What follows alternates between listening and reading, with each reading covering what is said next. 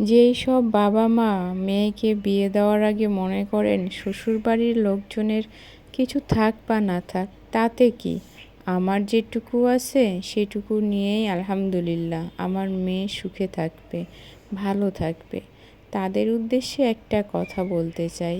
জানি না আমার কথাটা কারোর ভালো লাগবে বা লাগবে না, সেটা যার যার পছন্দ তার তার কাছে। মেয়েকে বিয়ে দেওয়ার আগে অবশ্যই বাড়ির পরিবেশটা দেখে নেবেন, কারণ অর্থ সম্পদ আজ আছে কাল নেই।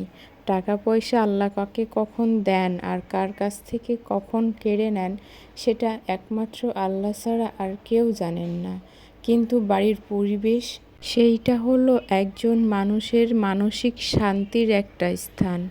বাড়ির পরিবেশ যদি ভালো হয় আলহামদুলিল্লাহ, ওইখানে একবেলা না খেতে পেলেও শান্তিতে থাকা যায়।